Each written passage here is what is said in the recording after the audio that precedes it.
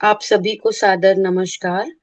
शासकीय महाप्रभु वल्लभाचार्य स्नातकोत्तर महाविद्यालय के इतिहास विभाग द्वारा छत्तीसगढ़ राज्य लोक सेवा आयोग द्वारा आयोजित सहायक प्राध्यापक इतिहास की परीक्षा में उत्तीर्ण परीक्षार्थियों के साक्षात्कार पूर्व तैयारी कैसे करें, इस हेतु मार्गदर्शन देने बाबत आज का यह वर्चुअल वेबिनार का आयोजन किया जा रहा है। मैं महाविद्यालय परिवार एवं इतिहास विभाग की ओर से आप सभी का हार्दिक अभिनंदन करती हूँ, स्वागत करती हूँ।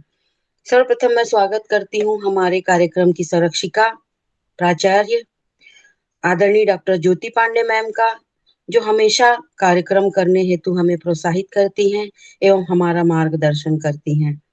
मैं स्वागत करती हूँ प्रोफेसर आभा रुपेंद्र पाल मैम का, विभागाध्यक्ष इतिहास अध्ययनशाला पंडित रविशंकर शुक्ल विश्वविद्यालय रायपुर, जिनका स्नेह एवं मार्गदर्शन हमें हमेशा मिलता है, हमारे विभाग के विद्यार्थियों को मिलता है।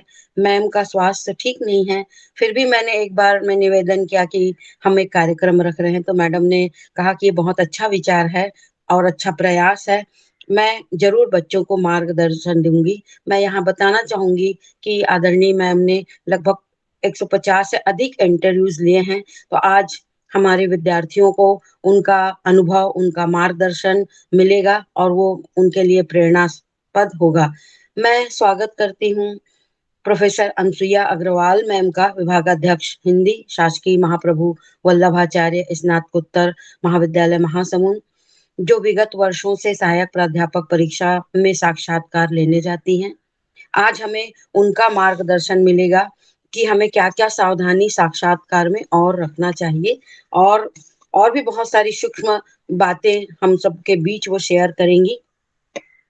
मैं स्वागत करती हूँ इस कार्यक्रम से जुड़े सहायक प्राध्यापक इतिहास की लिखित परीक्षा में अभी उत्तीर्ण कर चुके हैं, जिनका साक्षात्कार होना बाकी है और वे इस तैयारी में है, इंटरव्यू की तैयारी में है, और उन्होंने अपना अमूल्य समय इस वर्चुअल वेबिनार को दिया है। उनके पास टाइम कम है, 5 अगस्त को ये होने वाला है, पर वो लोग इस कार्यक्रम में शामिल हुए हैं। आशा करती हूँ कि हमारी मेहनत एवं मार्गदर्शन उनके लिए लाभकारी होगा। मैं उनका भी इस मंच से स्वागत करती हूँ। मैं स्वागत करती हूँ रायपुर, दुर्ग, दंतेवाड़ा, कांकेर, बागबाहरा इत्यादि अलग-अलग स्थानों से जुड़े सभी प्रतिभागी एवं जो ऐसे नए विद्यार्थी जो आगे सहायक प्राध्यापक परीक्षा की तैयारी कर रहे हैं, उनका भी इस मंच से स्वागत करती हूँ। इसके साथ ही मैं स्वागत करती हूँ प्राची गुप्ता मैम का, जो हाल ही में वाणिज्य विषय में सहायक प्राध्यापक के पद पर चयनित हुई है, और वो किन उनका अनुभव भी हमको मिलेगा कि किस प्रकार से परीक्षा संबंधी सावधानी रखना चाहिए। मैं स्वागत करती हूँ महाविद्यालय के समस्त शैक्षणिक स्टाफ एवं कार्यालयीन स्टाफ का, जो इनके मार्गदर्शन में यह कार्यक्रम हम आयोजित कर रहे हैं। कार्यक्रम की संचालिका डॉक्टर दुर्गावती भारती मैडम, सहायक प्राध्यापक हिंदी, जिनका भी मैं स्वागत करती हूँ। डॉक्टर वैशाली गौतम हिरवे, विभागाध्यक्ष मनोविज्ञान। श्रीमती सीमा रानी प्रधान, सहायक प्राध्यापक हिंदी, उनका भी इस मंच से मैं स्वागत करती हूँ। उनके समन्वय एवं मार्गदर्शन के बिना यह कार्यक्रम संभव नहीं था। मैं स्वागत करती हूँ हमारे तकनीकी सहायक नरेंद्र देवांगन जी का, जिन्होंने बिल्कुल अल्प समय में, हमने रिक्वेस्ट किया कि एक दिन पहले हमने कहा कि हम ऐसा प्रोग्राम चाक आउट कर रहे हैं और आपको हेल्प करना है। उन्होंने सहजता से हमारे निवेदन को स्वीकार किया, और आज जो ये कार्यक्रम सफल होने जा रहा है, उसमें भी नरेंद्र देवांगन का योगदान है। मैं उसका भी इस मंच से स्वागत करती हूँ। मैं स्वागत करती हूँ हमारे महाविद्यालय की वरिष्ठ प्राध्यापिका डॉक्टर जया ठाकुर, विभागाध्यक्ष समाज शास्त्र का, एवं डॉक्टर मालती तिवारी, विभागाध्यक्ष राजनीति शास्त्र का, जिनका मार्गदर्शन हमें अपने कार्यक्रम को आयोजित करने हेतु निरंतर मिलता रहता है।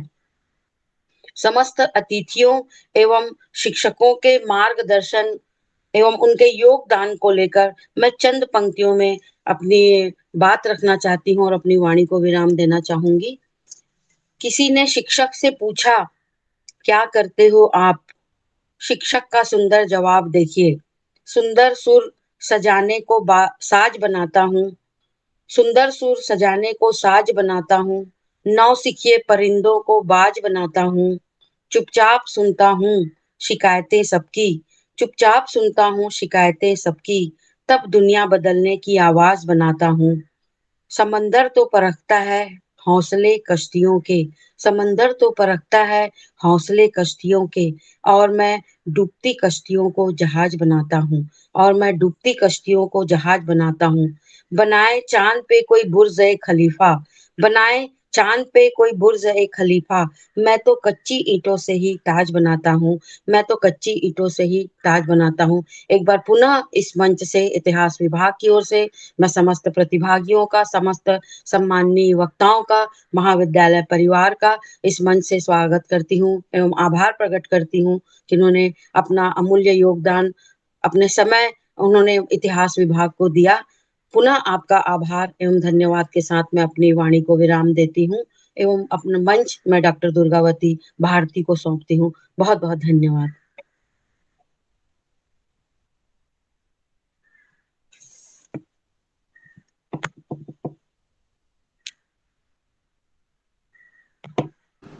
अध्यापन के लिए हुआ था।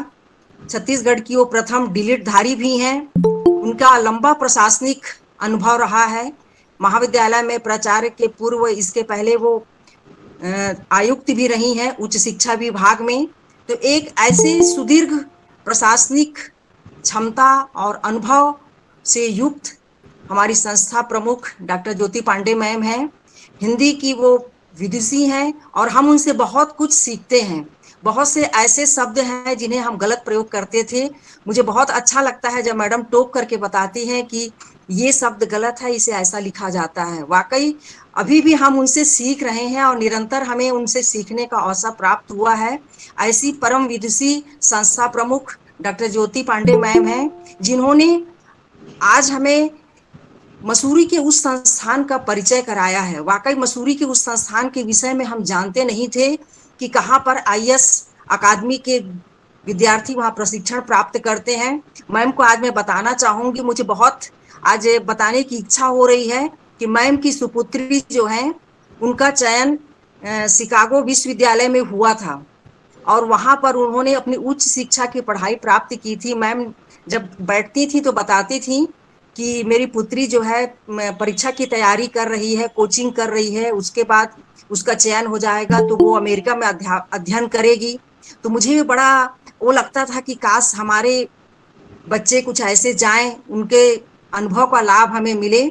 और यह मेरा सौभाग्य है कि मैम से उन बातों को सुनकर मैं बहुत ज्यादा प्रेरित हुई और मैं अपने बेटे को सदैव कहती थी कि बेटा आप ग्रेजुएशन करो, उसके बाद उच्च शिक्षा के लिए आपको विदेश जाना है। और वो मैडम के ही अनुभव का लाभ मुझे मिला। आज मेरा पुत्र जीआरई और टफेल पास करके इस समय अरिजोना विश्वविद्यालय में उसका चयन हो चुका है और अगले महीने वो जाने वाला है। तो मैम के अनुभव का लाभ मुझे मिला है, ये व्यक्तिगत रूप से हमारी संस्था को मिला है। तो ऐसी प्रशासनिक क्षमता से युक्त डॉक्टर ज्योति पांडे मैम के सम्मान में मैं दो पंक्तियां कहूंगी कि लोग कहते हैं बदलता है जमाना सबको, लोग कहते हैं बदलता है जमाना सबको, आदमी वह जो जमाने को बदल देते हैं, आदमी वह जो जमाने को बदल देते हैं। तो मैम ऐसी शख्सियत है कि जो अपने साथ साथ जमाने को, संस्था को और हमारे महाविद्यालय को परिवर्तित कर देती हैं। ऐसी अद्भुत शख्सियत को मैं सादर आमंत्रित करती हूँ आशीर्वचन के लिए डॉक्टर ज्योति पांडे मैम। धन्यवाद दुर्गा एवं सभी को नमस्कार। आज के कार्यक्रम की मुख्य वक्ता डॉक्टर आभा पाल जी, प्राध्यापक एवं अध्यक्ष पंडित रविशंकर शुक्ल विश्वविद्यालय रायपुर। आप अपने सद्व्यवहार से अपने विद्यार्थियों के बीच अत्यंत लोकप्रिय हैं। आपका हमेशा मुस्कुराता हुआ चेहरा और आपकी विलक्षण प्रतिभा न केवल आपके विद्यार्थियों को वरन विश्वविद्यालय के और आसपास के जितने भी महाविद्यालय विश्वविद्यालय में आप अतिथि व्याख्याता के रूप में जाती हैं, वहाँ के विद्यार्थी भी अत्यंत आपसे प्रभावित हैं। शोध कार्य और शोधार्थियों के बीच आप राष्ट्रीय एवं अंतर्राष्ट्रीय स्तर पर भी ख्याति प्राप्त हैं। शिकागो में ही मेरी मुलाकात उनके एक स्टूडेंट से हुई थी, जिन्होंने उनके बारे में जब बताया तो मुझे बड़ी खुशी हुई कि छत्तीसगढ़ के किसी व्यक्तित्व का ऐसा बयां यहाँ के विद्यार्थी कर रहे हैं। तो निश्चित रूप से डॉक्टर आभा पाल मैडम एक विदुषी प्राध्यापक हैं और सबसे बड़ी चीज है प्रखर वक्ता है। उनको मैंने एकेडमिक काउंसिल में और एग्जीक्यूटिव काउंसिल में अपनी बात को विनम्रता परंतु दृढ़ता पूर्वक रखते हुए देखा है। तो बच्चों, आपके लिए अत्यंत हर्ष का विषय है कि ऐसी हस्ती आपके मार्गदर्शन हेतु आपके सामने उपस्थित है। निश्चित रूप से आप इनके पथ प्रदर्शन से लाभान्वित होंगे। दूसरी डॉक्टर अनसुईया अग्रवाल, महासमुंद जिले की प्रथम महिला डेलेट, अध्यक्ष एवं आचार्य हिंदी विभाग, शासकीय महाप्रभु वल्लभाचार्य स्नातकोत्तर महाविद्यालय महासमुंद। आपका कुशल मार्गदर्शन सदैव आपको मिलता ही रहता है। वो आपकी अध्यापिका है और निश्चित रूप से अपने साक्षात्कार के इस संबंध में जो विषय रखा गया है उसके अनुभव वो आपके साथ साझा करेंगी और आप उससे लाभान्वित होंगे। डॉक्टर रीता पांडे जो इस कार्यक्रम की संयोजक है, इनको मैंने निरंतर क्रियाशील देखा है और ऐसा लगता है कि इस महाविद्यालय में पीएचडी कोचिंग की व्यवस्था करने वाली ये पहली महिला प्राध्यापक है। दूसरी इनकी विशेषता ये है कि किसी को पता नहीं इस बात के बारे में जानकारी है कि अभी नहीं है कि इन्होंने सेंट्रलाइज कोचिंग में इनको इनवाइट किया गया एडी कार्यालय जो राज्य स्तरीय कार्यालय है और वहां से इन्होंने अपना आधिकारिक जो व्याख्यान है वो न केवल अपने महाविद्यालय के लिए, न केवल एक संस्था के लिए, प्रत्युत राज्य के ना जाने कितने महाविद्यालय के छात्र छात्राओं को लाभान्वित करने के लिए दिया। तो निश्चित रूप से यह एक अलग विशेषता को प्राप्त करने वाली महिला है और इसी तरह इनकी लगन रही तो वो दूर नहीं, जब वो अपनी मंजिल वे भी एक अलग तरीके से प्राप्त करेंगी जिसमें हम सबको गौरव होगा। अंत में मेरे प्यारे बच्चों, आप लोगों के लिए ही ये कार्यक्रम है। जिसको न निज गौरव तथा निज देश का अभिमान है, वह नर नहीं है, पशु निरा है और मृतक समान है। देखिए, जो भी अवसर आपको प्राप्त होता है उसका आप उपयोग करिए, क्योंकि वक्त जो निकल जाता है वो वापस कभी नहीं आता है। अतीत का एक उदाहरण दूं, तक्षशिला के गुरुकुल में गुरु चाणक्य अपने 2 शिष्यों को शिक्षा दे रहे थे, या कहना चाहिए कि युद्ध कला में पारंगत होने का गुरु सिखा रहे थे। तो सिमरन अपने गुरु से बोलते हैं कि अतीत सुख के प्रति सोच कैसी, अनागत भविष्य के प्रति भय कैसा, और वर्तमान को मैं अपने अनुकूल बना ही लूंगा, फिर चिंता किस बात की। तो ये जो ऊर्जस्वत शक्ति है आपके अंदर, उसको निकालने की आवश्यकता है और आप वर्तमान में जीने की कोशिश करें। मेरी यही इच्छा है कि जो भी प्रश्न, जो भी जिज्ञासा है आपके मनोमस्तिष्क पर आ रही हैं, इसीलिए ये वेबिनार आयोजित किया गया है कि आप भविष्य में होने वाले साक्षात्कार में अवश्य सफल हो। जो सफल हो गए हैं वो भी अपने अनुभव आपके साथ साझा करेंगे और जिन्हें साक्षात्कार देना है वे भी इस वेबिनार से लाभान्वित होंगे। और ऐसे बच्चे जो साक्षात्कार के लिए चयनित नहीं हुए, उन्हें भी हताश होने की आवश्यकता नहीं, क्योंकि असफलताएं हमें हमेशा कुछ सिखाने, कुछ समझाने और कुछ बनाने के लिए ही आती हैं। तो अगली मंजिल आपकी है। इन्हीं दुआओं के साथ मैं बस ये कहना चाहूंगी कि मेरा विभाग, मेरे प्राध्यापक, मेरा महाविद्यालय मेरे बच्चों के द्वारा गौरवान्वित हो। तो बस ये कहूंगी कि नई डगर, नया सफर, कदम मिला के चल, नौ निहाल देश के अब मुस्कुरा के चल। मरुस्थल में या मधुबन में हो, मन किंतु अनुशासन में हो, प्रतिबिंब हर आदर्श का इस छोटे से जीवन में हो। धन्यवाद। बहुत सुंदर madam.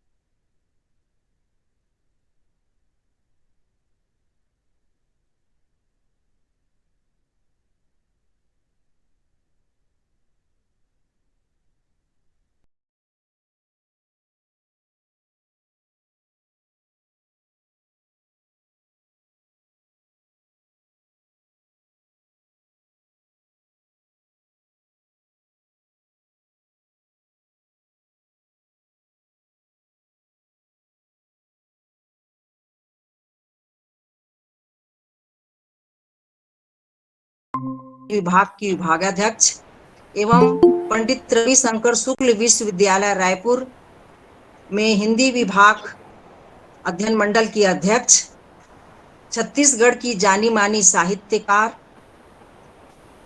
Doctor Anusuiya Agarwal ma'am किसी परिचय की मोहताज नहीं है। मैम पहले एक शिक्षक के साथ साथ एक मार्गदर्शक भी हैं। उनके मार्गदर्शन में बहुत से विद्यार्थियों ने पीएचडी का कार्य पूर्ण किया है। उनका अनेक पुस्तकों में संपादन रहा है। बहुत सारी पत्र पत्रिकाओं का उन्होंने संपादन किया है। आज भी वो संपादन का कार्य करती हैं। उनकी लिखी किताबें पंडित रविशंकर शुक्ल विश्वविद्यालय के साथ साथ अन्य विश्वविद्यालय में भी पाठ्यक्रम में उन्हें शामिल किया गया है।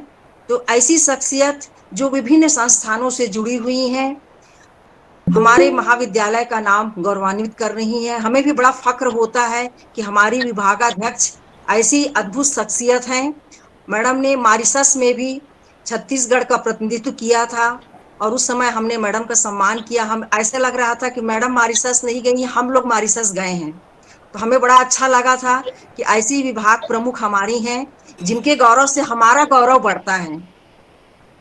डिलीट प्राप्त मैडम उच्च शिक्षा धारी हैं और उनका लाभ महाविद्यालय के साथ ही साथ पूरे राज्य को मिलता है, क्योंकि अध्ययन मंडल में अध्यक्ष होने के नाते पूरे सिलेबस का नवीनीकरण करना, परिवर्तन करना, ये सारा काम मैडम के मार्गदर्शन में पूर्ण होता है। मैम के लिए मैं 2 पंक्तियां कहना चाहूंगी। जो हिम्मत हारते हैं वो जिंदगी से हार जाते हैं। जो हिम्मत हारते हैं वो जिंदगी से हार जाते हैं और जिनमें हौसला होता है वो बाजी मार जाते हैं, वो बाजी मार जाते हैं।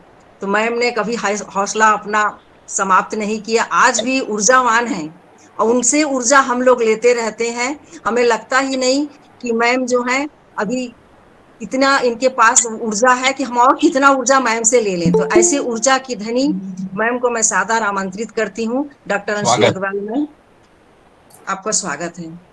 बहुत बहुत शुक्रिया दुर्गावती। ब्रह्म से कुछ लिखा भाग्य में नहीं मनुज लाया है, ब्रह्म से कुछ लिखा भाग्य में नहीं मनुज लाया है, अपना सुख तो उसने अपनी शिक्षा से पाया है। रजत पटल पर उपस्थित समस्त सम्माननीय विद्वजन और प्यारे बच्चों, साथियों, आप सब जानते हैं कि आज का समय, आज का युग प्रतिस्पर्धा का युग है। इसलिए डार्विन ने कहा है कि जो व्यक्ति संघर्ष करता है वही जीवित रहता है, शेष लोग तेज आंधी में बह जाते हैं। अर्थात इस प्रतिस्पर्धा के युग में प्रतिस्पर्धा हेतु स्वयं को तैयार करना बहुत जरूरी है और इसके लिए आवश्यक है कुछ खास गुणों की। वो खास गुण आपका असेसमेंट यानी मूल्यांकन का माध्यम होता है साक्षात्कार यानी इंटरव्यू। आजकल इसे इंटरव्यू ना बोलकर पर्सनालिटी टेस्ट कहा जाता है। कुछ बिंदुओं में मैं इस पर्सनालिटी टेस्ट के बारे में आप लोगों को बताना चाहूंगी। हर व्यक्तित्व का एक अपना लॉ LAW यानी सिद्धांत होता है। लॉ के L से तात्पर्य है लुक, लुक यानी देखना। A से तात्पर्य है एक्शन यानी तरीका और लास्ट वर्ड W, W यानी वर्ड, वर्ड यानी शब्द। देखना, तरीका और शब्द। पैनल जो होता है, सिलेक्शन बोर्ड जो होता है, वो अभ्यर्थी के व्यक्तित्व को, प्रस्तुति के तरीके को और उसके शब्दों की पकड़ को निरंतर वॉच करता है। दूसरी बात, व्यक्तित्व ऐसी विशेषताओं का समूह या पुंज है जो आपको अन्य व्यक्तियों से सर्वथा भिन्न करती है। तीसरी बात, व्यक्तित्व यानी व्यक्तित्व आपके पूरे वजूद का सार है, नवनीत जिसे हम कह सकते हैं। चौथी बात, व्यक्तित्व दूसरों पर प्रभाव छोड़ता है और यही उसका बाह्य स्वरूप है। पांचवी बात, व्यक्तित्व दिल और दिमाग के स्वाभाविक प्रकृति प्रदत्त लक्षणों का एक समूह है। इसलिए पैनल यह जरूर देखता है कि वो सही व्यक्ति का चयन कर रहा है अथवा नहीं। अच्छी प्रस्तुति और अच्छे साक्षात्कार में हमेशा समग्रता होती है, इस बात का आप सब ध्यान रखें बच्चों। और साक्षात्कार का उद्देश्य हमेशा गंभीर होता है। यदि एक वाक्य में मैं साक्षात्कार को परिभाषित करना चाहूं, तो साक्षात्कार दो या दो से अधिक व्यक्तियों के मध्य का विषय विषयक वार्तालाप है, जो नियोजित और उद्देश्यपूर्ण होता है। यह दो शब्दों से बना हुआ है, इंटर और व्यू। इंटर यानी आंतरिक, जिसमें अंतर भावनाओं को छूने का प्रयास किया जाता है, वो है इंटरव्यू। अब मैं बात करती हूँ साक्षात्कार हेतु तैयारी आप कैसे करें। सर्वप्रथम स्नातक, स्नातकोत्तर और अपने पीएचडी के विषय की बहुत अच्छी तैयारी कर ले। दूसरी बात, अखिल भारतीय स्तर पर और छत्तीसगढ़ पर केंद्रित जो प्रमाणिक पत्र पत्रिकाएं हैं उनको पढ़े, करेंट अफेयर्स को जाने। तीसरी बात, आपका प्रत्युत्पन्न मति होना बहुत जरूरी है। चौथी बात, अपने साक्षात्कार से संबंधित थोड़ी बहुत जानकारी आप पहले से ले लें। जैसे पैनल में कौन कौन बैठे हुए हैं, पैनल के लोग किस विषय में रुचि रखते हैं और कितने लोग बैठे हैं, भांति भांति प्रकार के। इसके अतिरिक्त साक्षात्कार वाले स्थल को एक बार पूर्व में जाकर अवश्य देख लें। अगली बात, साक्षात्कार वाले दिन कम से कम 1 घंटे पहले आप अवश्य पहुंचे। यदि आप दौड़ते हुए बदहवास दिखाई देंगे तो अच्छा इंप्रेशन नहीं पड़ेगा। अगली बात, साक्षात्कार हेतु समय की पाबंदी रखें। और फिर एक और महत्वपूर्ण बात है, साक्षात्कार हेतु स्वयं को सजा ले, वैसे ही जैसे एक सईज अपने घोड़े को सजाता है। और महत्वपूर्ण बात यह है कि अपने बायोडेटा और मूल दस्तावेज को ना भूले, साथ रखें। एक और बात, साक्षात्कार वाले कक्ष से निकलने वाले अभ्यर्थियों से बिल्कुल ना मिले। वो आपके हौसले को तोड़ने में क्षण भर भी देर नहीं करेंगे। और एक बात, रात्रि जागरण करके कभी भी साक्षात्कार के लिए ना जाएं। अपना क्रम भी जान लें ताकि आप तैयार रहें और साक्षात्कार कक्ष में जाते समय सिर्फ अपने मूल दस्तावेजों के साथ जाएं। अन्य जो सामग्री आपके पास है, जैसे छाता है, रेलवे टाइम टेबल है, मेकअप किट है, वो सब बाहर छोड़ करके जाएं।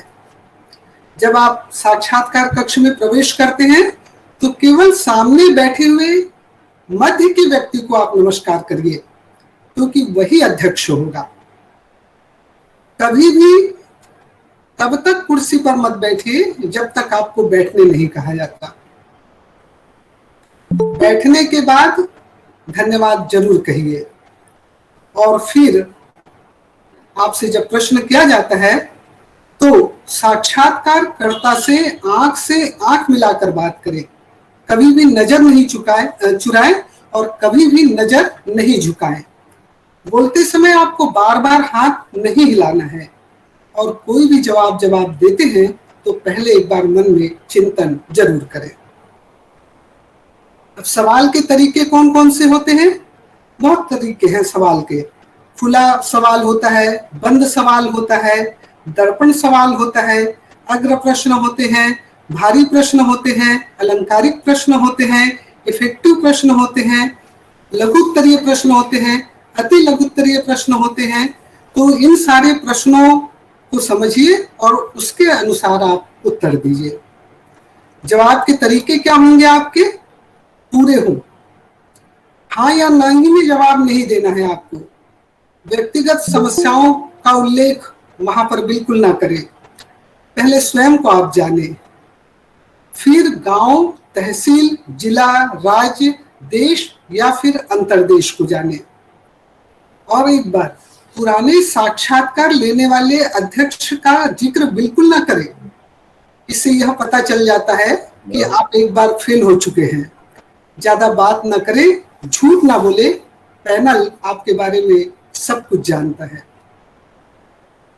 अब मैं बात करती हूँ हमारे छत्तीसगढ़ में उच्च शिक्षा विभाग के अंतर्गत शासकीय महाविद्यालयों में सहायक प्राध्यापकों की भर्ती के लिए लोक सेवा आयोग के द्वारा जो साक्षात्कार ली जाती है, जो परीक्षा ली जाती है, उससे संबंधित। आप सब जानते हैं कि निर्धारित तिथि को परीक्षा होती है और उसके बाद बहुत ही सूक्ष्मता के साथ में उत्तर पुस्तिकाओं का मूल्यांकन कार्य संपादित होता है और फिर लिखित परीक्षा परिणाम में एक एक पद का 3 गुना अर्थात 50 पर 150 अभ्यर्थियों को साक्षात्कार यानी इंटरव्यू के लिए चिन्हांकित किया जाता है। वर्गवार, उपवर्गवार अर्ह अभ्यर्थियों की उपलब्धता के आधार पर इस प्रक्रिया को पूर्ण की जाती है। 3 दिन तक 2-2 पालियों में साक्षात्कार का समय लोक सेवा आयोग के द्वारा निर्धारित किया जाता है। साक्षात्कार के पूर्व 2 दिन 2-2 पालियों में उन अभ्यर्थियों के मूल दस्तावेजों के साथ जमा किए गए दस्तावेजों का मिलान कार्य विषय विशेषज्ञों के द्वारा किया जाता है, जिसमें बड़ी सूक्ष्मता के साथ समस्त दस्तावेजों को चेक किया जाता है। और अब बारी है साक्षात्कार की। साक्षात्कार की तिथि के दिन अभ्यर्थी को समस्त दस्तावेजों के साथ सामान्य सलीकेदार प्रभावी परिधान में उपस्थित होना है। अभ्यर्थी ध्यान रखे कि उसका मानसिक चित्त स्थिर रहे, शांत रहे और पूरा ध्यान अपनी प्रस्तुति, प्रश्नों के सटीक संक्षिप्त उत्तर पर केंद्रित रखे। जब आपका नाम पुकारा जाता है तो विद्वानों के सामने आपको उपस्थित होना है। वहां पर 2 विषय विशेषज्ञ और एक पीएससी के सदस्य या चेयरमैन की उपस्थिति में 3 सदस्यों के पैनल के सामने आप उपस्थित हो रहे हैं। फिर से बताना चाहूंगी, या तो पीएससी के सदस्य या फिर पीएससी के चेयरमैन और 2 विषय विशेषज्ञ का पैनल होगा जिसके सामने आप उपस्थित हो रहे हैं। वर्तमान में लोक सेवा आयोग के चेयरमैन रिटायर्ड आईएएस अधिकारी श्री सोनवानी जी हैं। यह भी आपको जानकारी में होना चाहिए, क्योंकि हो सकता है आपसे पूछ दिया जाए कि पीएससी के चेयरमैन कौन है। तो सोनवानी जी पीएससी के चेयरमैन हैं। अब आपको मैं यह भी बताना चाहूंगी कि उसी दिन लॉटरी के जरिए यह तय होता है कि पैनल में कौन कौन से विषय विशेषज्ञ किस सदस्य के साथ या चेयरमैन के साथ बैठेंगे। विषय विशेषज्ञ पहले से आमंत्रित होते हैं, किंतु उन्हें यह बिल्कुल भी ध्यान नहीं होता है कि वो किस व्यक्ति के साथ पैनल में है, चेयरमैन के साथ में है या पीएससी के सदस्य के साथ में। यह बहुत बड़ी पारदर्शिता है जो लोक सेवा आयोग के द्वारा बरती जाती है। उनको उसी दिन उसी समय पता चलता है और इस तरह से एक दिन में 3 पैनल बनते हैं और तीनों पैनल पीएससी ऑफिस में 3 अलग अलग कक्षों में साक्षात्कार लेते हैं। अब जो पैनल बना हुआ है उसमें 2 विषय विशेषज्ञ हैं, जैसा कि मैंने आप लोगों को बताया, और एक है पीएससी के सदस्य या चेयरमैन। तो विषय विशेषज्ञ आपसे विषय से संबंधित प्रश्न पूछेंगे और जो पीएससी के चेयरमैन या सदस्य हैं वो आपसे छत्तीसगढ़ से संबंधित प्रश्न पूछेंगे। हो सकता है देश से संबंधित प्रश्न पूछ ले। और तीसरा है आपसे आपकी रुचि पूछी जाएगी कि आपकी रुचि किस चीज में है। यदि आप कहते हैं कि आपकी रुचि खेल में है, यदि आप कहते हैं कि आपकी रुचि पत्रकारिता में है, यदि आप कहते हैं कि आपकी रुचि सिनेमा में है, तो आपकी रुचि के अनुरूप उससे संबंधित प्रश्न पीएससी के चेयरमैन या सदस्य के द्वारा पूछा जाएगा और बड़ी ही सूक्ष्मता के साथ आपसे उस संबंध में प्रश्न पूछे जाएंगे। और यदि आप अपनी रुचि जाहिर कर रहे हैं किसी क्षेत्र विशेष में, तो उससे संबंधित सारी जानकारी अपने पास रखें। यदि आप सिनेमा के बारे में प्रश्न के लिए तैयार हैं, तैयारी करके गए हैं, तो सिनेमा कब से प्रारंभ हुआ, पहली बोलती फिल्म कौन सी थी, पूर्व के फिल्मों में और अभी के फिल्मों में क्या फर्क है। यदि खेल के बारे में आप अपनी रुचि जाहिर करते हैं तो कौन सा खेल, वो खेल कब प्रारंभ हुआ। यदि आप पत्रकारिता के बारे में अपनी रुचि जाहिर करते हैं तो पत्रकारिता का प्रारंभ कब से हुआ। इस तरह से आप अपनी रुचि बताने के पहले यह सुनिश्चित कर लें कि जिस रुचि के बारे में आप बता रहे हैं उससे संबंधित सारी जानकारी आपके पास है। अब आप ये मुझसे प्रश्न कर सकते हैं कि भला इसकी क्या आवश्यकता। तो इसकी आवश्यकता इसलिए है बच्चों क्योंकि यह भी प्रमाणित करता है कि आपका आईक्यू कितना तेज है। और एक बहुत ही महत्वपूर्ण बात मैं आप लोगों को बताना चाहूंगी कि वहां पर जो पैनल बैठा हुआ है उसको इस बात से कोई मतलब नहीं है कि आपने रिटन एग्जाम में कितने अंक लिए हैं, उसको जानकारी ही नहीं होती है। पैनल को इससे कोई मतलब ही नहीं रहता। वो तो वहां पर जो आपको अंक देते हैं साक्षात्कार का, वो केवल उसी समय विशेष पर आपकी प्रस्तुति के आधार पर आपको अंक देते हैं, आपके परफॉर्मेंस के आधार पर आपको अंक देते हैं, आपके जवाबों के आधार पर आपको अंक देते हैं। तो ध्यान रखिए कि वहां पर आपके जैसा कोई नहीं है, सिर्फ आप हैं और अपने सिवाय आपको कुछ भी ध्यान नहीं रखना है। अब मैं आपको यह बताना चाहूंगी कि साक्षात्कार में कुल कितने अंक होते हैं। 30 अंक होते हैं। सामान्यतः किसी को भी पूरे 30 अंक नहीं मिलते। यदि आपने बहुत श्रेष्ठ प्रस्तुति दी है तो आपको 24 से 25 तक के अंक प्राप्त हो जाते हैं। और जब आप अपना रिजल्ट देखते हैं और आप देखते हैं कि आपको 24 से 25 अंक प्राप्त हुए हैं तो आप जान लीजिए कि आप एक्स्ट्रा इंटेलिजेंट पर्सन के रूप में जाने जाएंगे। तो अधिकतम आपको 24 से 25 तक के अंक प्राप्त होते हैं। अब यह एक और बात बताना चाहूंगी, पैनल क्या करता है, आपके अंक निर्धारित करने के पूर्व श्रेणी तैयार करता है। श्रेणी क्या है? Below average, average, good, very good और एक्सीलेंट। ये 5 श्रेणी बनाई जाती है। 5 श्रेणी में बिलो एवरेज जो होता है 1 से 20% तक के सही उत्तर आप देते हैं तो वहां पर आपको फिट किया जाता है। जब आप 20 से 40% तक के सही उत्तर देते हैं तो आपको एवरेज में रखा जाता है। जब आप 40 से 60% तक के सही उत्तर देते हैं आपको गुड में रखा जाता है। जब आप 60 से 80 तक के सही उत्तर देते हैं तो आपको वेरी गुड में रखा जाता है। और 80 से लेकर के 100 तक के प्रश्नों का अगर आपने सही उत्तर दे दिया तो एक्सीलेंट में आपको रखा जाता है। तो इस तरह से कुल 5 श्रेणी आपके मूल्यांकन के लिए बनाई जाती है और उसमें ही आपके अंकों का निर्धारण और प्रविष्टि की जाती है। आपके द्वारा दिए गए प्रश्नों के आधार पर आपकी श्रेणी तय कर दी जाती है। इसे और थोड़ा सा मैं समझाना चाहूंगी कि मान लीजिए आपसे कुल 15 प्रश्न पूछे गए हैं तो 3, 6, 9, 12 और 15 ये सही उत्तरों की संख्या है। इसके आधार पर आप below average, average, good, very good और एक्सीलेंट में अपनी जगह बनाते हैं।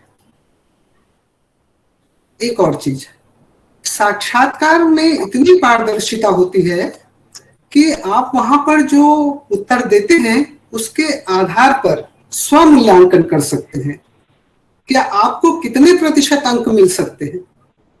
और यकीनन आपके द्वारा जो अंक निर्धारित किए गए हैं, स्वयं को दिए गए हैं, उन अंकों में और साक्षात्कार के पैनल के द्वारा दिए गए अंकों में भिन्नता नहीं होगी क्योंकि बहुत अधिक पारदर्शिता बरती जाती है।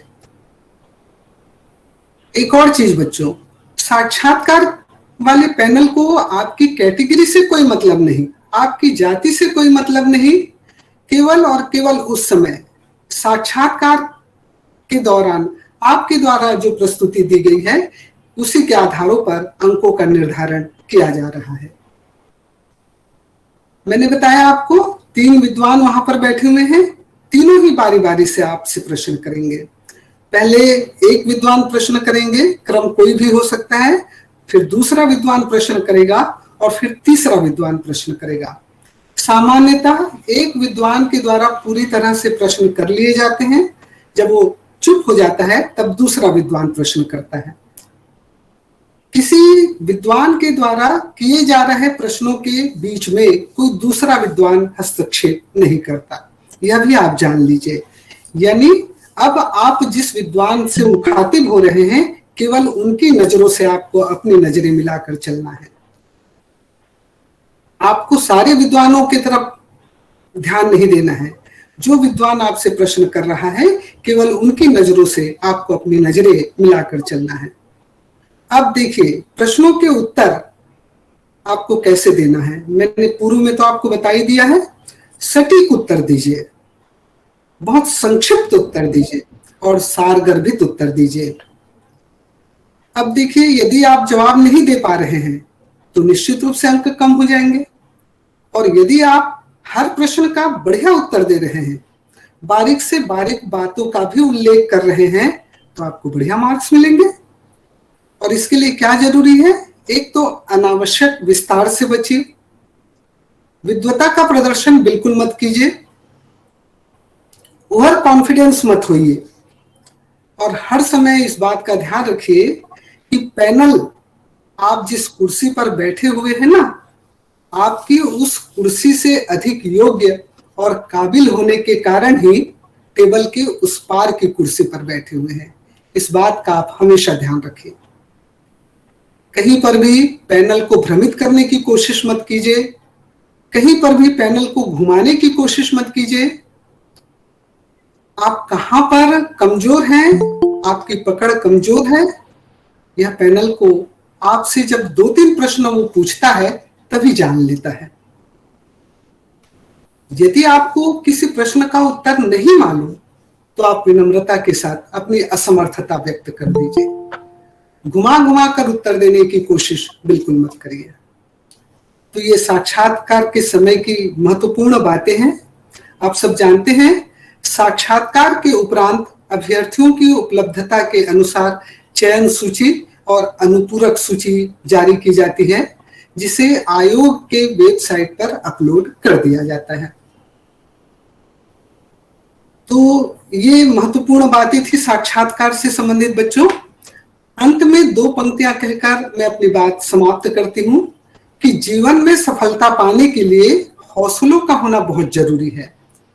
हौसला को आप जुनून, सकारात्मक विचार, आत्मविश्वास आदि भी कह सकते हैं। जब मन में विश्वास और हौसला होता है तो इंसान जीवन के हर क्षेत्र में कामयाब होता है। हौसला हमारी शक्ति को बढ़ाता है और हमें लक्ष्य तक पहुंचने के लिए प्रेरित करता है।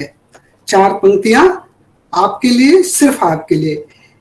कितने भी दलदल हो जिंदगी में पैर जमाए रखना, कितने भी दलदल हो जिंदगी में पैर जमाए रखना, चाहे हाथ खाली हो जिंदगी में लेकिन उसे उठाए रखना। कौन कहता है कि चलने में पानी रुक नहीं सकता, कौन कहता है कि चलने में पानी रुक नहीं सकता। बस अपना हौसला बर्फ जमने तक बनाए रखना, बस अपना हौसला बर्फ जमने तक बनाए रखना। जो बच्चे साक्षात्कार के उपरांत चयनित हो गए हैं, उन्हें इस मंच से मैं बधाई देती हूँ, और जिनका साक्षात्कार प्रस्तावित है उन सबको शुभकामनाएं देती हूँ। बहुत बहुत शुक्रिया विभागाध्यक्ष इतिहास डॉक्टर रीता पांडे मैम कि आपने मुझे इस महत्वपूर्ण अवसर पर अपनी बात रखने का सुअवसर दिया। धन्यवाद। अद्भुत, सारगर्भित। शुक्रिया।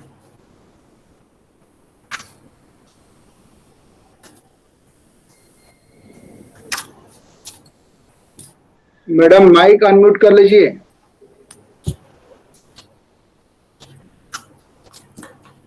धन्यवाद देवांगन सर, मुझे ध्यान नहीं था सही में कि बहुत कम शब्दों में बहुत सारगर्भित जानकारी आपने विद्यार्थियों को दी है। निश्चित ही बच्चे इससे लाभान्वित होंगे। छोटी छोटी बातें महत्वपूर्ण होती हैं प्रतियोगी परीक्षाओं के दौरान। जब हम साक्षात्कार की तैयारी करते हैं, पीएससी परीक्षा की तैयारी करना एक अलग बात है, परंतु साक्षात्कार की तैयारी करना दूसरी बात है। तो मैम ने बहुत अच्छी छोटी-छोटी चीजें बताई कि कैसे हम तैयारी करने के पूर्व हम अपने सबसे पहले तो हम वेशभूषा पर अपना ध्यान दें कि हमारी वेशभूषा सुरुचिपूर्ण होनी चाहिए। ऐसे हम वस्त्र धारण ना करें कि हम हंसी के पात्र बने या सभी मेंबर्स की नजरें हमारे ऊपर गड़ जाएं। तो हमारे वस्त्र जो है सुरुचिपूर्ण होने चाहिए। उसके बाद मैम ने बताई कि अपनी बातों को आपको पूरे आत्मविश्वास के साथ रखना है। यदि आपके विषय में पकड़ मजबूत है, तो आप अपनी बातों को पूरे विश्वास के साथ रखिए। हाँ, जहां पर यदि आपको लगता है कि आपको जानकारी नहीं है, तो विनम्रता पूर्वक उसे मना कर दीजिए कि मुझे यह ज्ञात नहीं है, क्योंकि कोई भी व्यक्ति सर्वगुण संपन्न नहीं होता। और कहते हैं ना कि ज्ञान अथाह है, तो किसी को संपूर्ण ज्ञानवान होना आवश्यक नहीं है। तो वहां पर यदि आप हम गोलमोल और गलत भ्रामक जानकारी देंगे, तो हमारी व्यक्तिगत जो हमारी छवि है वह जूरी के मेंबरों के समक्ष धूमिल होती है। तो ये 2 चीजें महत्वपूर्ण मैडम ने बहुत अच्छी बातें बताई हैं। हमारे अगली जो मुख्य वक्ता, सम्मानीय वक्ता हमारे बीच उपस्थित होने वाली थी, प्रोफेसर डॉक्टर आभा रूपेंद्र पाल मैम, विभागाध्यक्ष पंडित रविशंकर शुक्ल विश्वविद्यालय इतिहास अध्ययनशाला से। अभी अभी मुझे जानकारी मिली कि उनका स्वास्थ्य बहुत ज्यादा खराब हो गया है, तो उन्हें शायद अस्पताल में भर्ती करना पड़ गया है।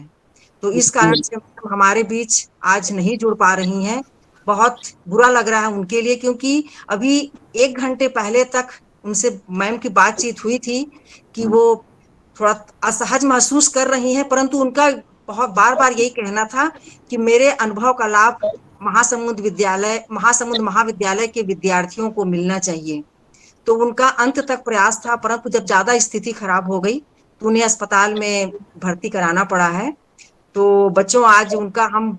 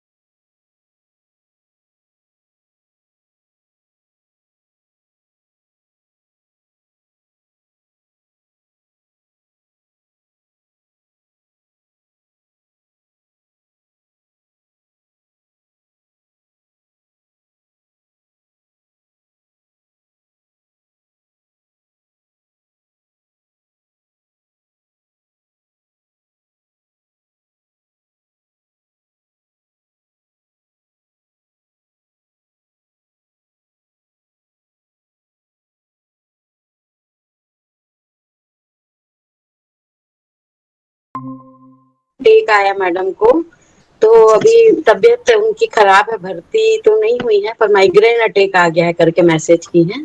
जी जी, मैडम की तबीयत खराब ही चल रही थी, पर हम लोग को अफसोस है कि हम उनका लाभ नहीं ले पाए हम लोग। वही जी चीज मैं जी बता जी रही जी थी जी कि जी बच्चे जी जी हमारे जो हैं हाँ जी नहीं, जी जी हाँ, उनका वो नहीं सुन पाए, उद्बोधन जो है बच्चों को सुनना था।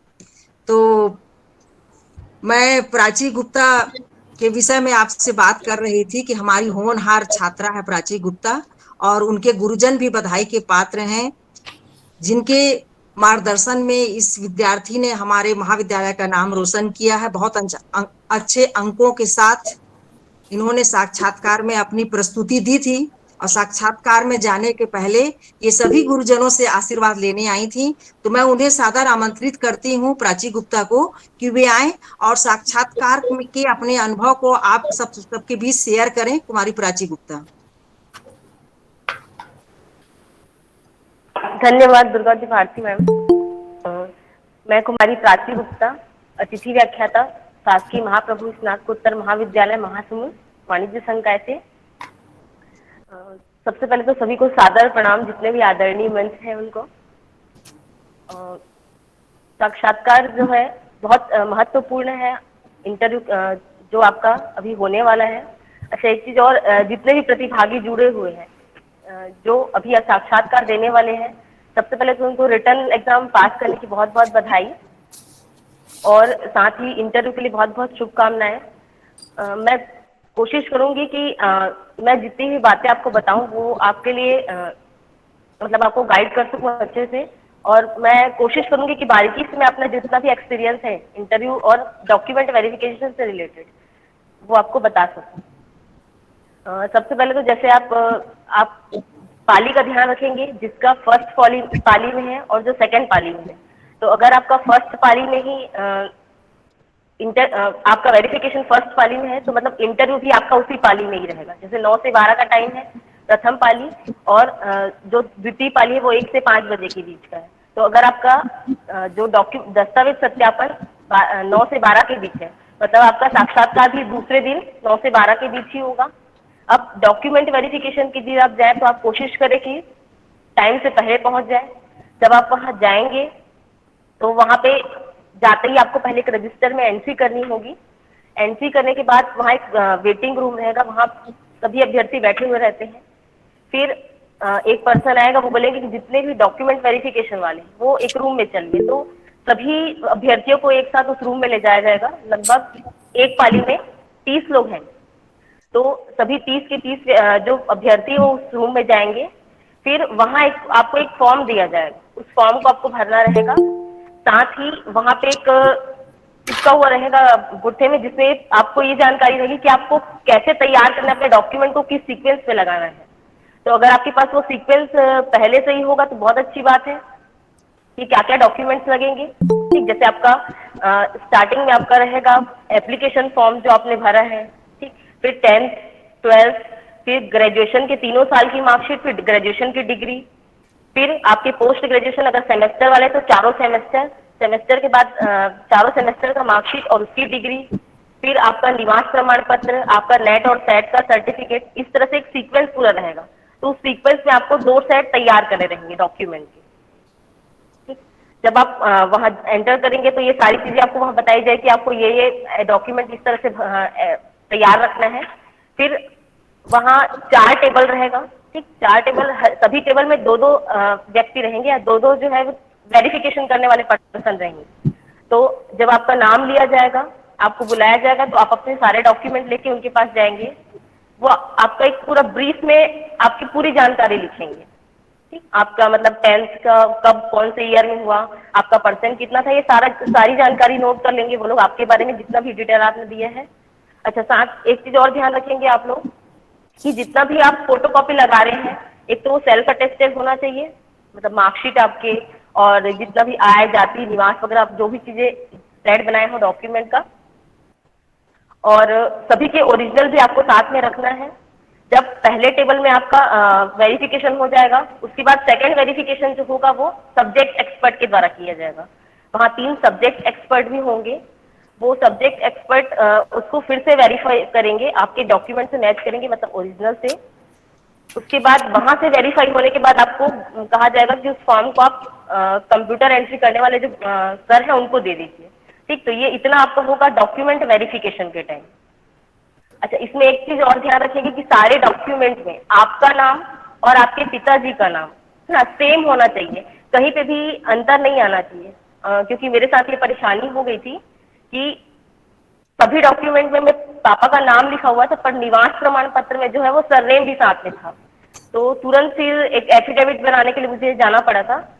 तो अगर इस तरह का कोई प्रॉब्लम है अगर आपके डॉक्यूमेंट में, तो आप पहले से इन सब चीजों को बारीकी से चेक कर लीजिए कि कुछ प्रॉब्लम तो नहीं है। अगर लगता है कि एफिडेविट बनवाना पड़ेगा तो आप एफिडेविट पहले से बनवा के ले जाइए, ताकि आपको वहां परेशानी ना। ठीक, तो बारीकी से ध्यान रखिए आपका नाम सारे डॉक्यूमेंट में, साथ ही साथ आपके पिताजी का नाम भी सारे डॉक्यूमेंट में एक जैसे ही हो। कहीं पे नाम और सरनेम, मतलब किसी में सिर्फ नाम है और किसी में सिर्फ सरनेम, नाम के साथ सरनेम भी जुड़ा हुआ है, तो ये थोड़ा सा आप लोग ध्यान रखेंगे। उसके बाद सेकेंड डे जो इंटरव्यू के लिए जाएंगे, एक मिनट, जब आप इंटरव्यू के लिए जाएंगे दूसरे दिन, तो इंटरव्यू वाले दिन आप पहुंचेंगे, वहां पे भी जब आप वेट करेंगे तो आपको बताया जाएगा कि जितने इंटरव्यू वाले हैं वो इस तरफ चलिए करके। तो वहां ऊपर एक रूम है, वहां सबको बैठाया जाएगा। फिर आपको एक चिट दी जाएगी जिसमें आपको अपना रोल नंबर लिखना रहेगा और अपना नाम लिखना रहेगा। ठीक, वो रोल नंबर और नाम जो है वो आपके मतलब लॉटरी सिस्टम के लिए है ना। 3 पैनल रहेगा, पैनल ए, पैनल बी और पैनल सी। तीनों पैनल में 3-3 सदस्य रहेंगे और उसमें अनसुईया अग्रवाल मैम ने बहुत अच्छे से बारीकी से पूरी जानकारी दी है कि उसमें 3 सदस्य रहेंगे और एक जो है वो पीएससी के मेंबर या अध्यक्ष हो सकते हैं और 2 आपके विषय विशेषज्ञ होंगे।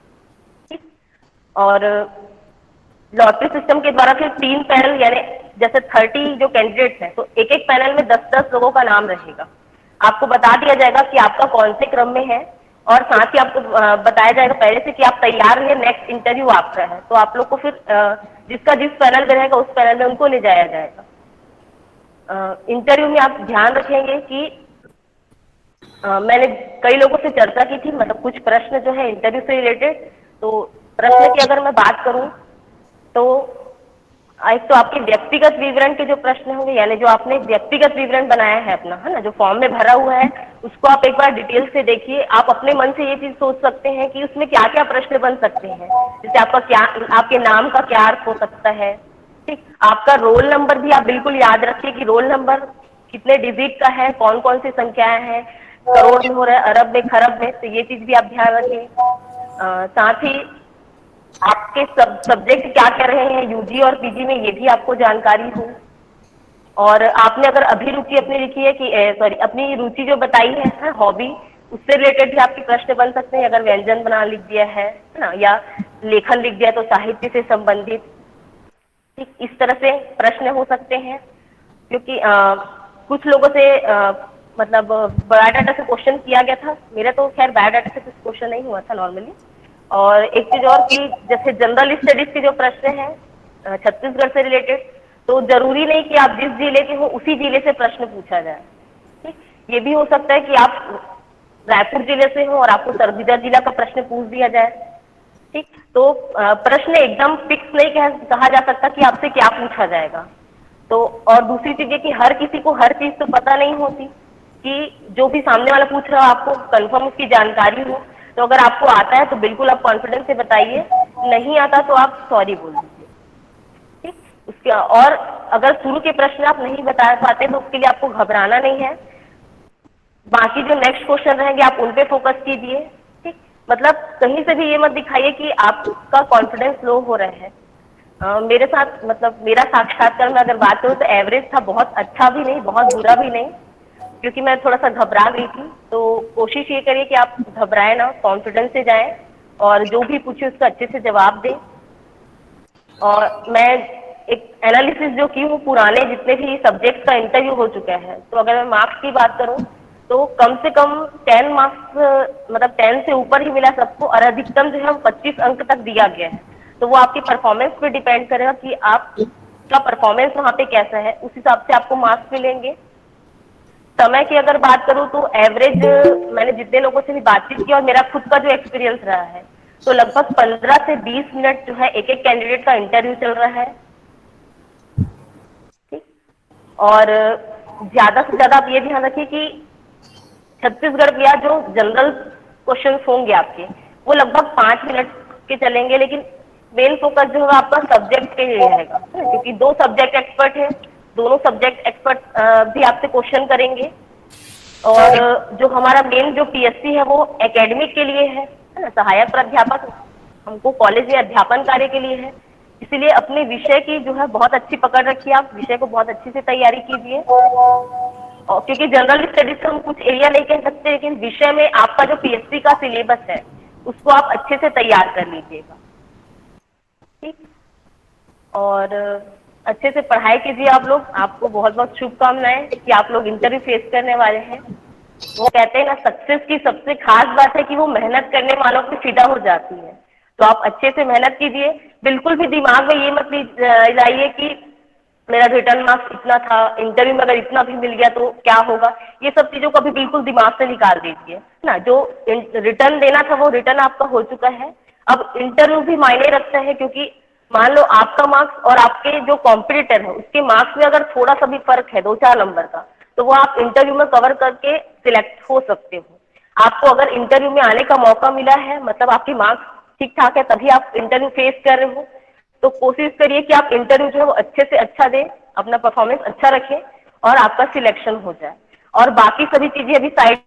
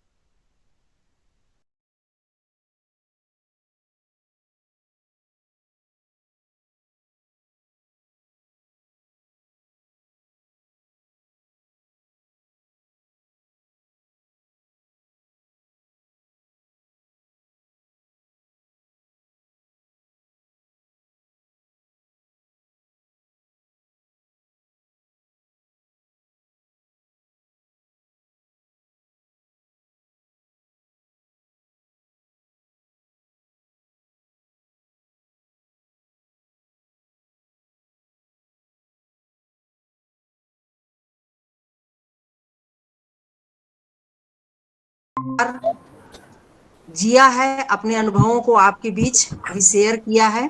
बच्चों के कुछ प्रश्न हैं तो आप प्रश्न पूछ सकते हैं। किसी के मन में कुछ और शंका है यदि तो हमारे बीच आज डॉक्टर अंशु अग्रवाल मैम जुड़ी हुई हैं और प्राची गुप्ता जुड़ी हुई हैं। आपके यदि मन में कोई सवाल हो तो आप निसंकोच पूछ सकते हैं, क्योंकि यह जो है कार्यक्रम आप ही लोग के लिए रखा गया था, तो आप अपने प्रश्नों को पूछ सकते हैं। स्वागत है बच्चों प्रश्नों का। आकाश बागमारे, दुर्गा पटेल, मृणालिनी चंद्राकर। बच्चों आपको कोई प्रश्न हो तो आप पूछ सकते हैं, अग्रवाल मैम जुड़ी हुई हैं।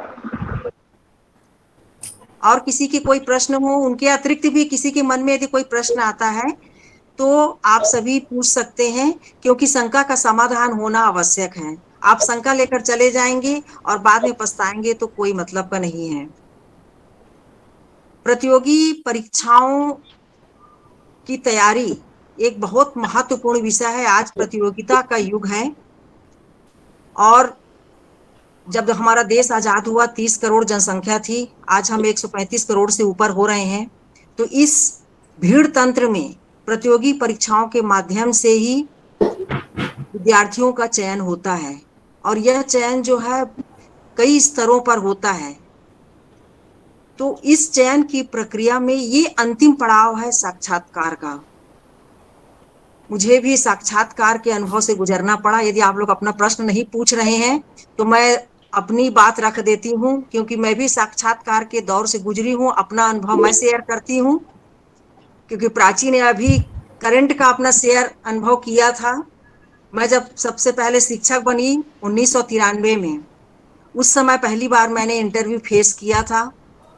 इतिहास से संबंधित प्रश्न पूछे गए मुझसे, तो बहुत चीजें मुझे याद भी नहीं थी, तो मैंने तो सीधे सीधे मना भी कर दिया, क्योंकि मेरे को झूठ बोलने से, गलत बोलने से अच्छा है कि यदि नहीं पता है तो नहीं पता है। मैंने विनम्रता के साथ कहा कि सर मुझे इसकी जानकारी नहीं है। ये उस समय मैं पहला मेरा अनुभव था। उसके बाद मैं जिला शिक्षा प्रशिक्षण संस्थान डाइट में मैं पदस्थ हुई। उसके लिए भी मुझे इंटरव्यू फेस करना पड़ा था। SCERT रायपुर में इंटरव्यू चला था, वहां भी पूरी जूरी बैठी हुई थी और सभी प्रश्न करे जा रहे थे। कुछ सामान्य ज्ञान के प्रश्न थे, कुछ जिले से संबंधित प्रश्न थे, कुछ मेरे व्यक्तित्व से संबंधित प्रश्न थे। और जैसा कि प्राची कह रही थी कि यदि आपने अपनी हॉबी बताई है तो हॉबी से संबंधित भी आपके प्रश्न रहते हैं। तो एक जगह तो मेरे नाम के बारे में ही पूछ दिया गया। तो ऐसे भी प्रश्न होते हैं। उस समय प्रश्न पूछने वाले के मन में क्या चल रहा है कोई नहीं जानता। उन्होंने मेरे नाम पर ही प्रश्न पूछा कि दुर्गावती के नाम पर कहाँ विश्वविद्यालय है। तो मुझे पता था कि जबलपुर में रानी दुर्गावती विश्वविद्यालय है। मैंने तुरंत बताया तो उनके चेहरे में मुस्कुराहट आ गई। तो अर्थात अपने नाम के बारे में भी जानना आवश्यक है कि कई बार से जो हमसे प्रश्न पूछ रहे हैं वो, जैसे यदि हमने बताया कि हम महासमुंद जिले से हैं तो मुझसे महासमुंद जिले के बारे में भी पूछा गया कि महासमुंद का नाम महासमुंद क्यों पड़ा, महासमुंद के करीब में कौन सा अभ्यारण्य है। तो ये सारी जानकारी हमें पता होनी चाहिए अपने जिले से संबंधित, जैसा कि वो कह रही थी प्राची कि जिले के साथ साथ अन्य जिलों का भी पता रहना चाहिए, परंतु फोकस तो हम अपने जिले पे करें, क्योंकि हमें अपने जिले के बारे में जानना आवश्यक है। तो वहां पर हम यदि कहें कि हमें नहीं पता है तो ये हमारी कमजोरी साबित होती है। तो आदरणीय महेश राजा जी प्रश्न कुछ पूछना चाह रहे हैं, मैं उन्हें सादर आमंत्रित करती हूँ अपना प्रश्न रखें। डॉक्टर अग्रवाल जी मैम उनका धन्यवाद। प्रश्न का जवाब सभी देंगे। को नमन। प्रश्न तो क्या, मैं अपने अनुभव की बात कहूंगा। 1982 में मैंने पहली बार मनोविज्ञान और समाजशास्त्र लेके पीएससी, उस समय मध्य प्रदेश लोक सेवा आयोग, तो बहुत अच्छे मार्क्स मिले थे मुझे, मेरा चयन भी हो गया था। मैं सेल टैक्स और डिप्टी कलेक्टर के लिए ट्राई कर रहा था, पर कुछ संयोग ऐसा हुआ कि डीवाईएसपी के लिए मुझे चुन लिया गया। तो मेरे से सिर्फ 3 क्वेश्चन किए गए थे, एक महानदी के बारे में, महासमुंद, दूसरा कोडार। उस समय कोडार संबंधित कुछ बहुत सारी बातें हुई थी, और एक मनोवैज्ञानिक व्यक्ति कोई पैनल में बैठा हुआ था जो हमारे व्यवहार को मतलब हमारी आंखों को, हमारे व्यवहार को परखता था। ये हम लोग के समय की बातें थी। तो मेरा डीएसपी में चयन हो गया था, पर मैं नहीं जा पाया। पर मेरे से एक गलती ये हुई थी कि मैं अपनी डायरी लेके चले गया था अंदर। तो उस समय मुंगेली से वल्लभ केसर जी थे, मुझे अभी भी याद है, बहुत सज्जन व्यक्ति थे। वो मुझे मजाक से डांटते हुए बोले, राजा डायरी लेके बाहर जाओ। और 3 क्वेश्चंस अच्छे हुए थे। मुझे शाम तक का समय दिया गया कि आप तय कीजिए कि आप क्या चाहते हैं, आप जो मांगे हैं वो नहीं मिल पाएगा। उस समय ये सब चलता था। तो मैंने फिर हामी नहीं भरी, पुलिस में नहीं जाना चाहता था। बस मैं इतनी बात कहना चाह रहा था अपनी, कि आत्मविश्वास बहुत जरूरी है। आप बिल्कुल मत सोचिए आगे का, वहां सिर्फ अपने आप को बिल्कुल सजग, और सामने जो अनसुया मैडम ने तो इतनी सारी बातें बताई कि मुझे लगता है कि मैं फिर से छात्र बन के पीएससी फाइट करूं। मतलब क्या बात अध्यापन में मेरी बड़ी रुचि थी, मनोविज्ञान मेरा प्रिय विषय था। कुछ कारणों से, पारिवारिक कारणों से मैं नहीं कर पाया, बहुत सारी बातें नहीं कर पाया, पर मैं आप लोगों से जुड़ा तो हूँ, लेखन में तो हूँ मैं। धन्यवाद। बिल्कुल बिल्कुल, बहुत अच्छी बात आपने कही महेश भाई। और मैंने पहले ही ये बात कहा,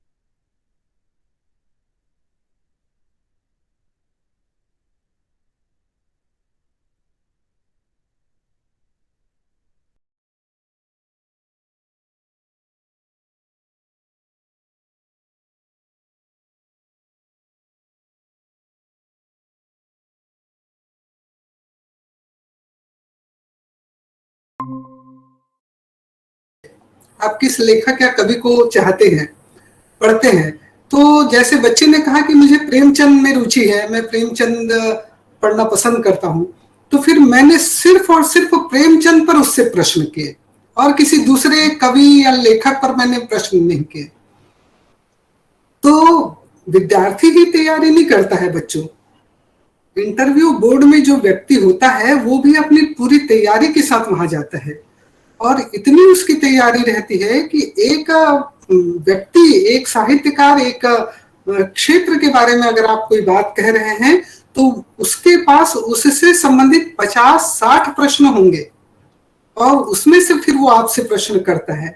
तो वो भी पूरी तैयारी करता है, उसकी भी पूरी परीक्षा होती है वहां पर, और उसके बाद वो जाता है। इसलिए मैं बार बार आप लोगों से यही कहती हूँ कि कभी भी पैनल को आप अपने से कमतर मत समझिए।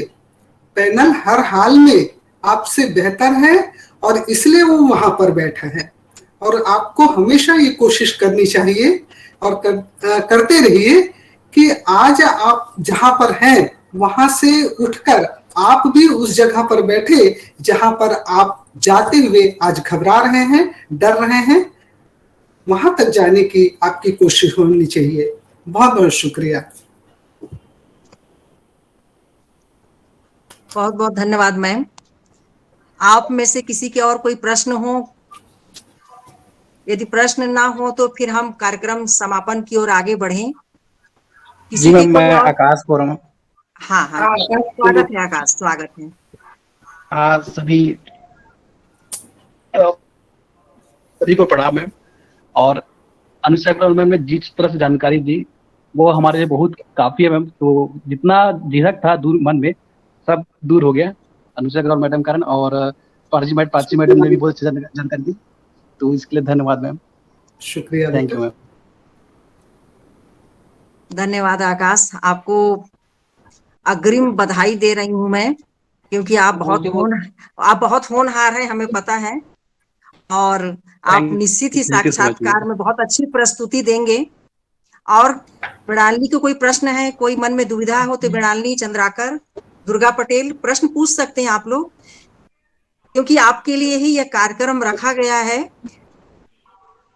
डॉक्टर रीता पांडे मैम विशेष रूप से इस कार्यक्रम को बहुत जल्दी इसीलिए करवाई ताकि इस कार्यक्रम के माध्यम से बच्चों को लाभ हो और वो अपने साक्षात्कार में पूरे आत्मविश्वास के साथ वहां पर अपनी बात रख पाए। तो आपको यदि कुछ लगता है कि नहीं हमें और कुछ इसमें बताएं, तो हमारे बीच विषय विशेषज्ञ के रूप में डॉक्टर अग्रवाल मैम जुड़ी हुई हैं, तो आप पूछ सकते हैं। और यदि नहीं है तो फिर मैं डॉक्टर रीता पांडे मैम, मैं कार्यक्रम समापन के लिए श्रीमती सीमा रानी प्रधान मैम को बुलाना चाहूंगी। प्रशांत जी जी नमस्ते मैम, आप सभी को प्रणाम मैम। मैम मेरा एक प्रश्न था कि क्वेश्चन जो होगा उसका उत्तर हम कितने देर में देंगे?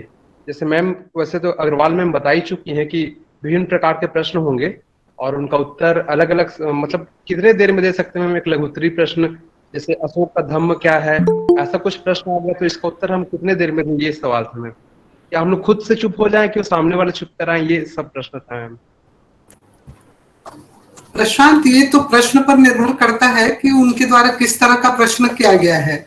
यदि आपसे प्रश्न किया जाता है कि गोदान के उपन्यासकार का नाम क्या है, तो प्रेमचंद बोल करके आपको चुप हो जाना है। लेकिन यदि आपसे प्रश्न किया जाता है कि गोदान में कौन सी कथा वस्तु प्रमुख है, तो आपको कम से कम 10 सेकंड तो अपनी बात रखनी पड़ेगी। तो आप प्रश्न पर ध्यान दीजिए कि प्रश्नकर्ता आपसे कौन और किस तरह का प्रश्न कर रहा है। इसलिए मैंने प्रश्न के प्रकार भी आपको बताया, जवाब देने के तरीके भी मैंने आपको बताए। उसके पीछे वजह यही थी कि आप प्रश्न पर भी ध्यान दें कि आपसे किस तरह के प्रश्न पूछे जा रहे हैं। अब आपसे जब कहा जाता है कि गोदान प्रेमचंद के प्रमुख उपन्यास का नाम क्या है, तो आप वैसे तो प्रेमचंद ने बहुत सारे उपन्यास लिखे हैं, उन्होंने सेवा सदन भी लिखा है, उन्होंने निर्मला भी लिखा है, उन्होंने कर्मभूमि भी लिखी है। आपको बोलने की आवश्यकता नहीं, पूरा भारत जानता है कि प्रेमचंद के सर्वाधिक चर्चित उपन्यास का नाम गोदान है। आपको गोदान कह देना है। तो प्रश्नकर्ता के प्रश्न पर ध्यान दीजिए और उसके अनुसार आप जवाब दीजिए। जी धन्यवाद मैम। धन्यवाद प्रशांत, बहुत अच्छा प्रश्न था वाकई। तो मैम ने भी बहुत अच्छे तरीके से आपको संतुष्ट किया है। निश्चित ही आप संतुष्ट हो गए होंगे कि प्रश्नों के आधार पे आपको अपने उत्तर देने हैं। और किसी की कोई प्रश्न है और कोई जानकारी चाहता हो तो उनके प्रश्न आमंत्रित हैं। Good afternoon ma'am. हाँ बेटा, गुड आफ्टरनून। मैम मैं प्रश्न पूछने से पहले बताना चाहूंगी मैम कि मैं पूर्णतः दृष्टिहीन हूँ। तो मैम मेरे लिए आई कांटेक्ट का कितना इफेक्ट पड़ेगा? जैसे जिधर से आवाज आ रही है, क्या मुझे जिधर से मुझे क्वेश्चन पूछा जा रहा है मुझे अपना फेस वहीं करना है या फिर सामने ही रखना है मैम फेस? कोई दिक्कत नहीं है बेटा रुक्मणी। सबसे पहले तो तुमको बहुत बहुत बधाई कि तुम थैंक यू मैम। हो। और वहाँ पर आई कांटेक्ट की कहीं कोई बात नहीं होगी। पैनल जानता है कि आप दृष्टिबाधित हैं और आप कहीं भी देखें पैनल आपके अंतर मन तक पहुंचेगा। Yes ma'am. और मैम मेरा सेकंड क्वेश्चन एक और है कि मैम जैसे किसी भी विषय पर हमको पढ़ाने के लिए कहा जाता है तो क्या हमको वहाँ खड़े होकर पढ़ाना या फिर बैठ के ही हम पढ़ा सकते हैं? नहीं, आपको खड़े होना है क्योंकि आप विद्वजनों के पैनल के सामने हैं, वहां पर आपको खड़े होना चाहिए। किंतु यदि आपको खड़े होने में दिक्कत हो रही है, क्योंकि आप दृष्टिबाधित हैं, तो आपको खड़े होने में दिक्कत हो रही है, तो आप पैनल के सामने विनम्रता पूर्वक यह कह दें कि सर क्या मैं बैठे बैठे प्रश्न का उत्तर दूं, पढ़ाऊं, क्योंकि मुझे खड़े होने में दिक्कत हो रही है। जी जी ma'am, thank you ma'am. Welcome बच्चे। बहुत सुंदर प्रश्न रुक्मणी। Good afternoon ma'am. हाँ दीपक, गुड आफ्टरनून। बोलो। मैम जैसा कि अभिवादन के लिए अलग अलग कुछ रहता है, जैसे कोई आवाज थोड़ा सा क्लियर करो दीपक। मैम अभिवादन के लिए नमस्ते, गुड आफ्टरनून या प्रणाम, सबसे सूटेबल कौन सा होगा मैम? सिर्फ नमस्ते, नमस्ते कीजिए, वहां पर नमस्कार कीजिए, दोनों हाथ जोड़ करके नमस्कार कीजिए बस। Thank you ma'am.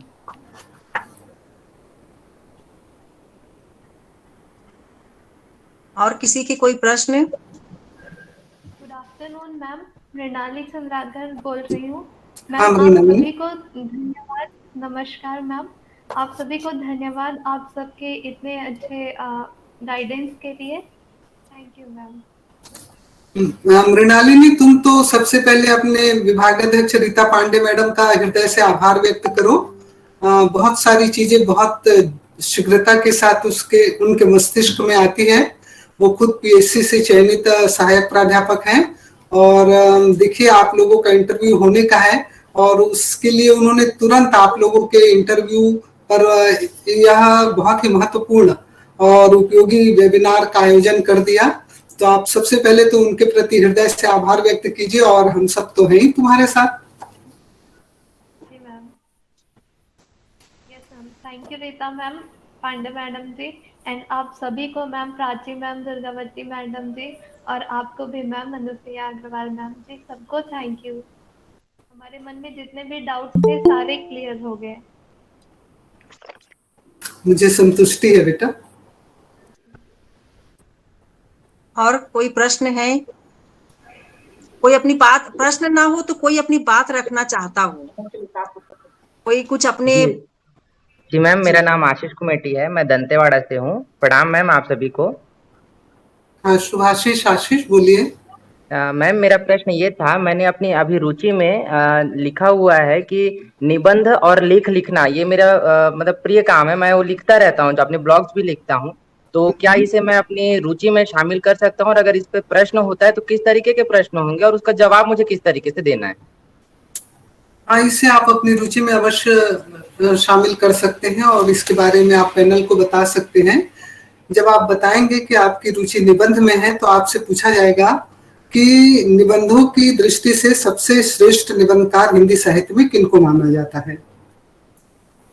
और उसके बाद आप जब नाम लेंगे तो आपसे यह प्रश्न किया जाएगा कि क्या आप उस निबंधकार से प्रभावित हैं। पुनः आपको उसका उत्तर देना होगा और फिर पुनः आपसे प्रश्न किया जाएगा कि उनके किन निबंधों का आपने अध्ययन किया है। फिर आपसे प्रश्न किया जाएगा उन निबंधों से आप क्यों प्रभावित हैं, वो निबंध आप, उन निबंधों का केंद्रीय विषय क्या है, उस निबंध को लेकर के आप अपने जीवन में कौन सी नई बात जोड़ना चाहते हैं।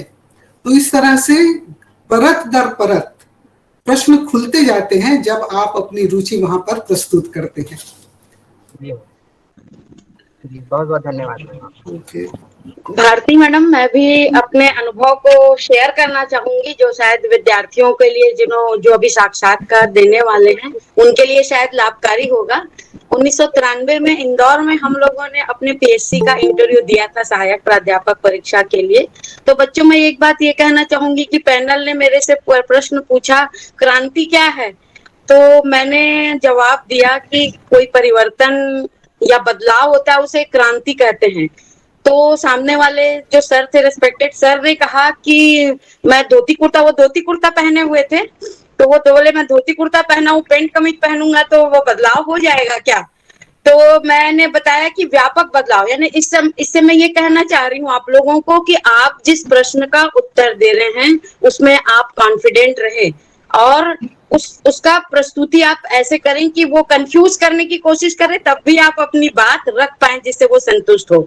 दूसरी बात मैं और कहना चाहूंगी इस मंच के माध्यम से कि जब इंदौर में इंटर हुआ तो कुछ लोग ऐसा आपके विश्वास को, जैसा कि डॉक्टर अनुप्रिया अग्रवाल मैडम ने कहा, कि डगमगाने की कोशिश करते हैं कि जो दूसरा इंटरव्यू दे के गया हुआ है वो आपको मोरल डाउन करते हैं और भी कुछ आसपास घूमते रहते हैं। ऐसा लगा, मैं 1993 की बात कर रही हूँ कि जब मैं अपने भैया के साथ गई हुई थी, उन्होंने कहा कि वो लोग, कुछ लोग ऐसे घूमते रहते हैं कि आपके पास पैसा होगा तो आप पैसे से सेलेक्ट हो जाएंगे।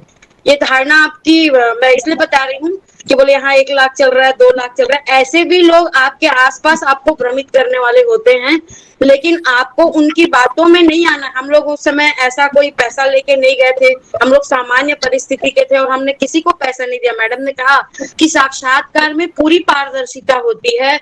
मैं ये कहती हूँ कि पूरे लोक सेवा आयोग के चयन में पारदर्शिता होती है, और हम लोग वापस आ गए और मेरा चयन बिना किसी के पैसा दिए हुआ गया। तो ऐसी कोई भ्रामक धारणा आप लोगों के बीच फैलाई जाती है, तो आप उनकी बातों को बिल्कुल इग्नोर कर दें और आप अपने विषय की तैयारी करें और कॉन्फिडेंट रहें। निश्चित तौर पे आपका इंटरव्यू अच्छा जाएगा तो आप सेलेक्ट होंगे ही, आपको कोई नहीं रोक पाएगा। पूरी पारदर्शिता है, आप आत्मविश्वास से इंटरव्यू दिलाने जाइए।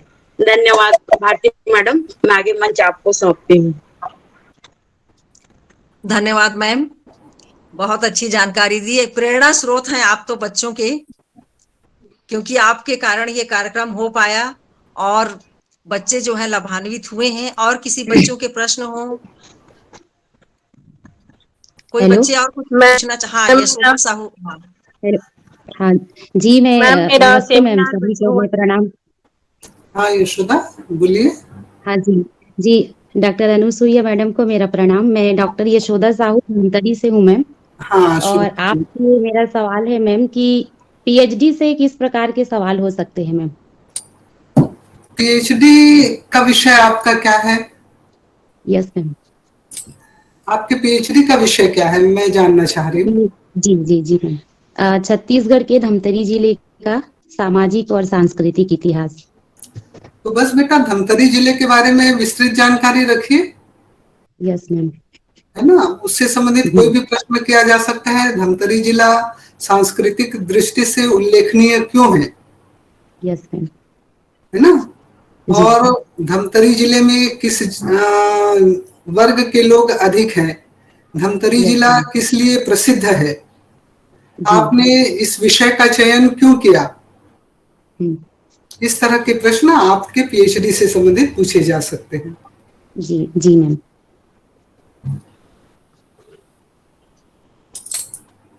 बहुत अच्छा प्रश्न था यशोदा साहू का धमतरी से।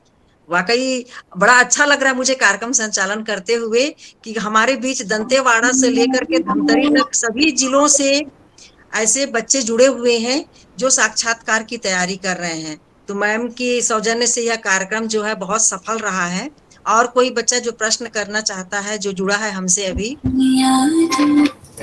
1 मिनट, व्यापम कंट्रोलर का फोन है। हेलो जी।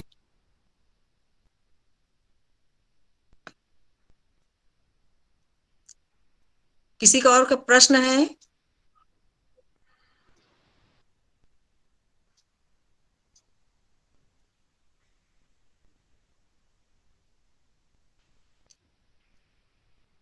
पांडे मैम, बच्चों के प्रश्न तो अब नहीं आ रहे हैं, तो हम क्या कार्यक्रम को समापन करें अब? जी जी, आप सभी का पुण्य कर।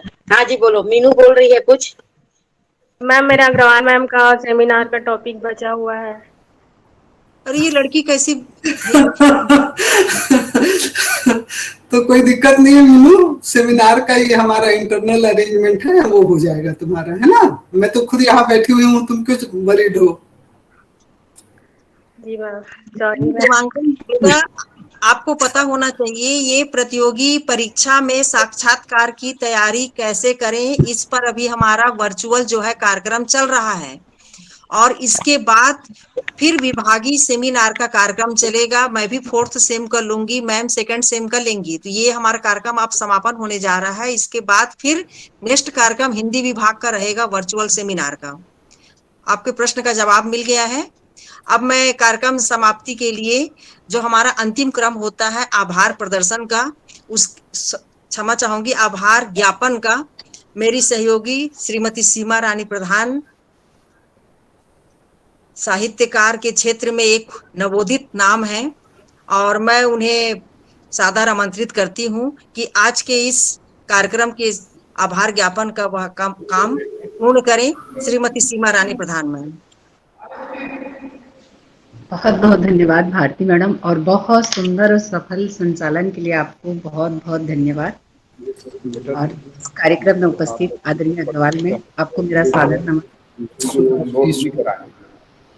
जिस प्रकार से कार्यक्रम चल रहा है और जैसा चल रहा है, मुझे खुद स्वयं में लग रहा है कि मैं भी एक प्रतिभागी हूँ और फिर से पीएचडी का एग्जाम और इंटरव्यू में आ रही हूँ, क्योंकि पहली बार हमने एक ही बार इंटरव्यू में बैठा है और यहाँ पे जिनको सुन रहे हैं वो उनको लंबा अनुभव है इंटरव्यू लेने का। तो ऐसा लग रहा है कि इतनी सारी चीजें हमसे छूट गई थी जो हमको उस समय भी कोई सुनने को मिलता और इस प्रकार का कुछ हमको जानकारी होती तो और बेहतर करती।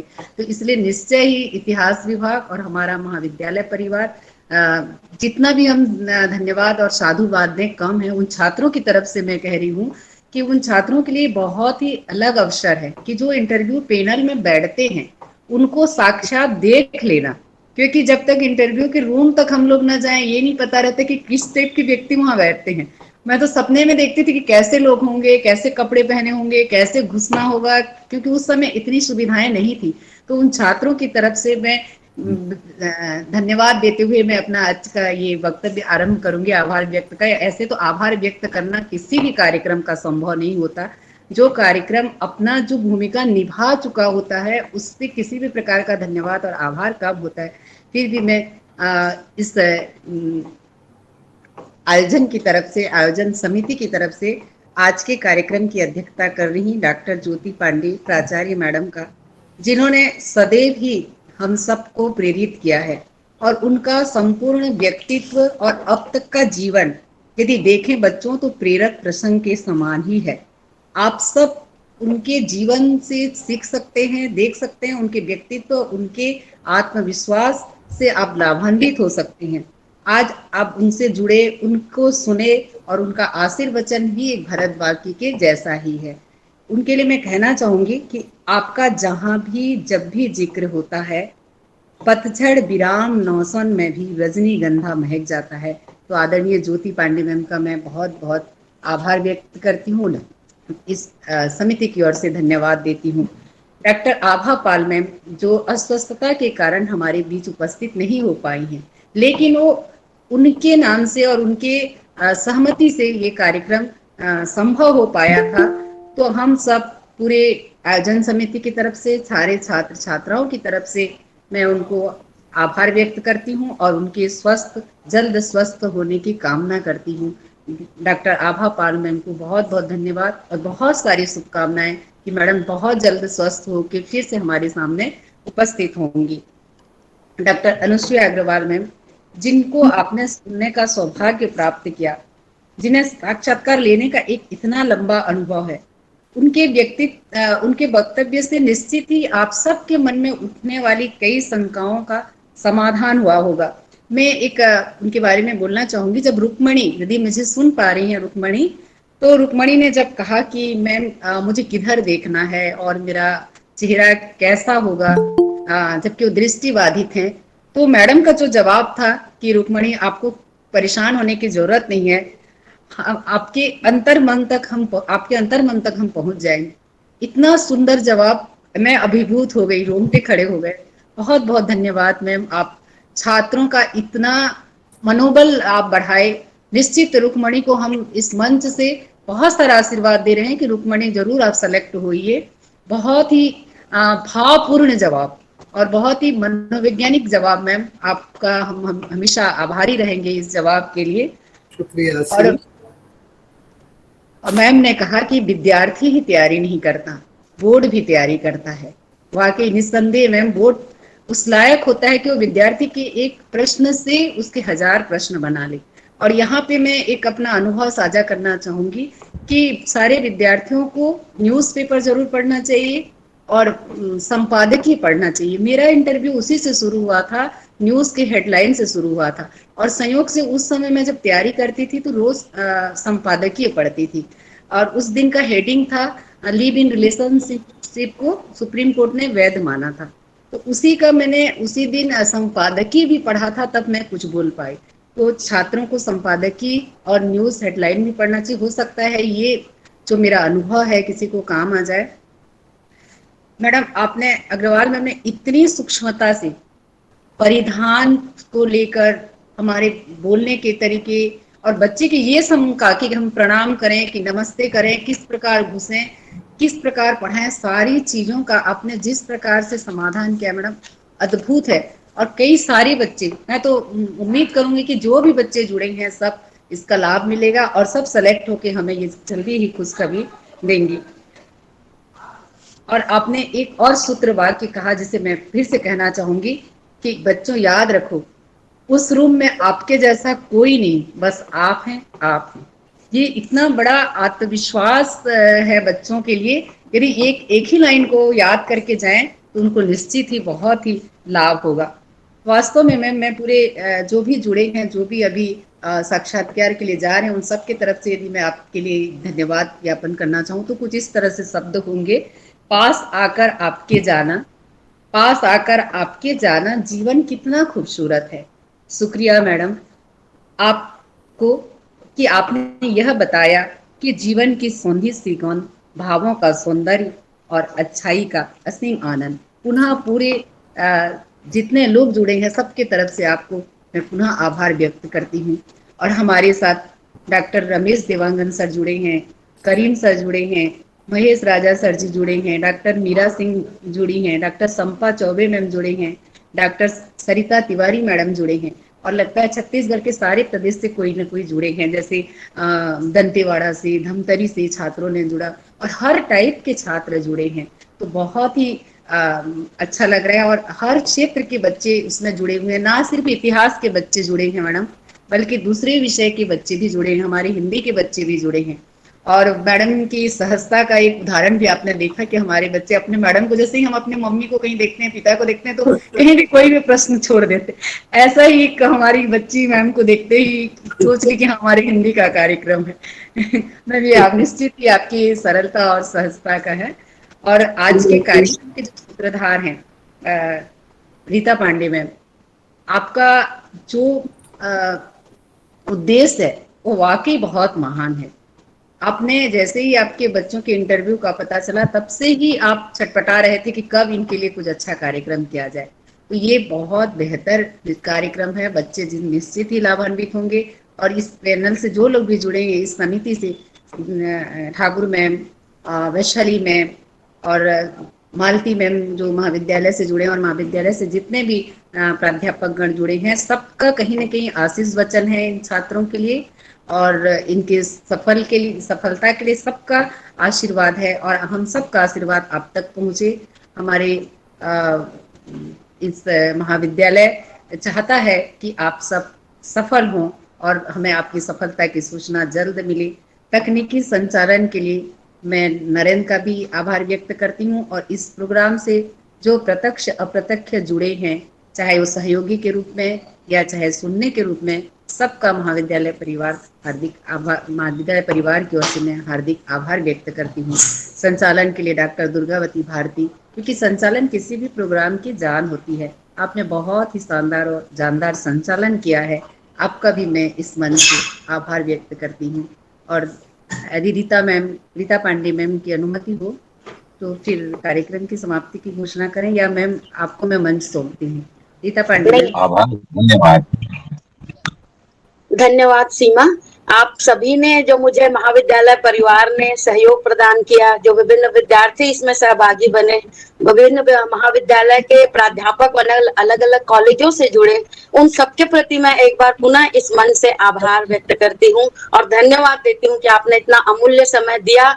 डॉक्टर दुर्गावती भारती मैडम का संचालन, डॉक्टर अनसुईया अग्रवाल मैडम की प्रस्तुति, प्राचार्य डॉक्टर ज्योति मैडम का आशीर्वचन, सीमा का आभार प्रदर्शन, पूरी टीम हम लोग जो एक बहुत अच्छा कार्यक्रम किए।